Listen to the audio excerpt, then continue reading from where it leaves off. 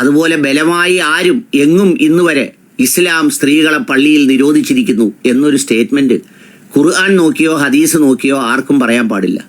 അതാണ് ഉത്തമം. ആ വീടാണ് ഉത്തമം, വീടാണ് നല്ലത്, ഒക്കെ ശരിയാണ്. ആണുങ്ങളെയും സംബന്ധിച്ചിടത്തോളവും നമ്മൾ വീട്ടിൽ നിസ്കരിക്കാനാണ് സൗകര്യമെങ്കിൽ പള്ളിയിലോട്ടൊന്നും പോകണ്ട, വീട്ടിൽ നിസ്കരിക്കുന്നതാണ് നല്ലത്, വലിയ പാടൊന്നുമില്ല. പെൺകുട്ടികളെ സംബന്ധിച്ചിടത്തോളം അത് പ്രത്യേകമായി പറഞ്ഞിട്ടുണ്ട്, സുരക്ഷിതത്വ കാരണങ്ങളാൽ. ഒരു വൈക്കായിട്ടാ ഇയാളെ കൊണ്ട് ഒരു രക്ഷയില്ല. വിവരമില്ല എന്നുള്ള വിവരം കൂടിയില്ല. ഒരു മദ്രസ വിദ്യാർത്ഥിക്ക് അടിസ്ഥാനപരമായിട്ടുള്ള വിവരം കൂടി ഇയാൾക്കില്ല. ഈ കാലമത്ര ഇവിടെ കാദിയാനികൾ പോലും പറയാത്ത ചില വിവരക്കേടാണ് ഇയാൾ പറയുന്നത്. ആണുങ്ങൾക്കും പള്ളിയിൽ പോകേണ്ട, ഉത്തമം വീട്ടിലാണത്രേ.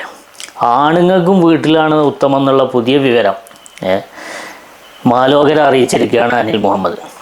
ഏതൊരു മദ്രസ കുട്ടികളുടെ അടുത്ത് ചോദിച്ചാലും അവർ പറഞ്ഞുതരും. ഒരു 2ാം ക്ലാസ് പഠിക്കണം, 3ാം ക്ലാസ് പഠിക്കുന്ന കുട്ടികൾ പഠിക്കുന്ന കാര്യമാണ്.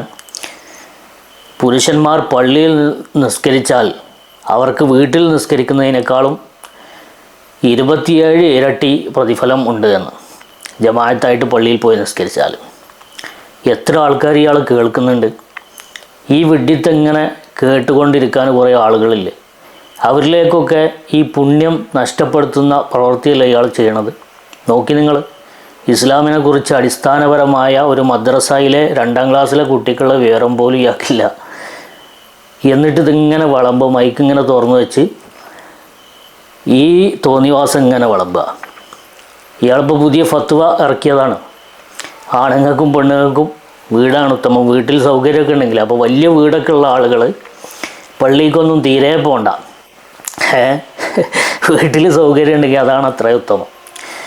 പറയണവിടുത്തെ എന്തെങ്കിലും ഒരു വിവരത്തിൻ്റെ അടിസ്ഥാനത്തിൽ പറയണ്ടേ, എന്തെങ്കിലും ഒരു അറിവിൻ്റെ അടിസ്ഥാനത്തിൽ. അറിയാത്ത വിഷയമാണെങ്കിൽ സ്കിപ്പ് ചെയ്യണ്ടേ, പഠിച്ചിട്ട് പറയണ്ടേ. നോക്ക് നിങ്ങൾ, എത്ര വിഡ്ഢിത്താണ് ഇയാൾ പറയണത്. 4-മനോ പടു ജാഹിലാണ്, അവനില്ല വിവരം എന്ന വിവരവുമില്ല.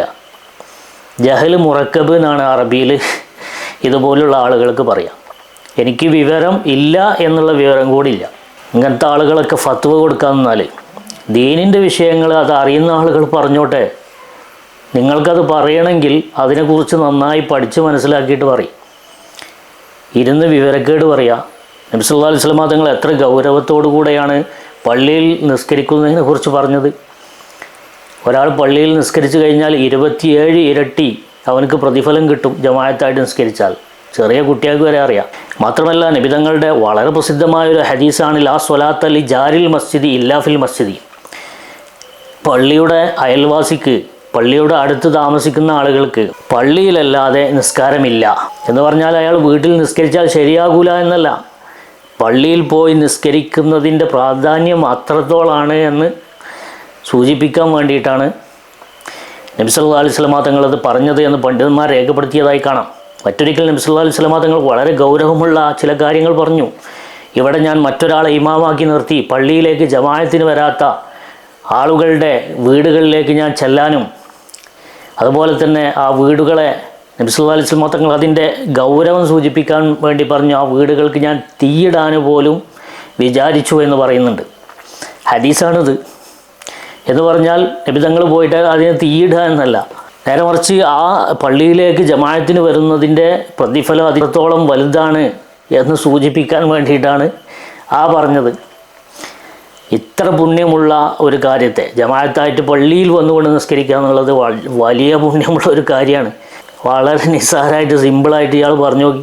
പെരയിൽ സൗകര്യം ഉണ്ടെങ്കിൽ ആണുങ്ങൾക്കും പെരയിൽ നിസ്കരിക്കലാണ് നല്ലത്, പള്ളിക്കൊന്നും പോകണ്ടാന്ന്. എങ്ങനെയുണ്ട്?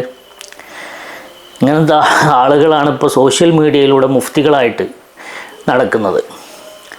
ഇത്തരം മുഫ്തികളെ കേൾക്കാനും അവരിൽ നിന്ന് ഇൽമ് നുകരാനും ഒരുപാട് അനുയായി വൃന്ദങ്ങളും ഫോളോവേഴ്സ് ഇയാൾക്കുണ്ട്. എന്തായാലും ഇതുപോലത്തെ ഫത്വകളാണ് നിങ്ങൾ കൊടുക്കുന്നത് എങ്കിൽ ഇനിയും ഒരുപാട് ആളുകൾ നിങ്ങളുടെ കൂടെ വരാനുള്ള സാധ്യത ഉണ്ട്. ഒരുപാട് ശിഷ്യഗണങ്ങൾ നിങ്ങൾക്കുണ്ടായിത്തീരാനുള്ള സാധ്യത ഉണ്ട്. കാരണം എല്ലാം എളുപ്പമുള്ള വഴികളാണ്. പള്ളിയിലേക്കൊന്നും പോകണ്ട, ആണുങ്ങളായാലും പെണ്ണുങ്ങളായാലും പെരയിൽ വെച്ചുകൊണ്ട് നിസ്കരിച്ചാൽ മതി. സൗകര്യം ഉണ്ടെങ്കിൽ അതാണ് നല്ലത്. ഇതുപോലത്തെ ഫത്വകളൊക്കെ കൊടുത്താൽ ഒരുപാട് ശിഷ്യഗണങ്ങൾ ഉണ്ടാവാൻ സാധ്യതയുണ്ട്. അതുകൊണ്ട് നിങ്ങളെ പേര് അഷെയ്ഖ് അൽ അനിൽ, അൽ മുഹമ്മദ്, അൽ കരുണാകപ്പള്ളി, അൽ തിരുവനന്തപുരം, അൽ കൊല്ലമി എന്നൊക്കെ ആക്കുകയാണ് നല്ലത്.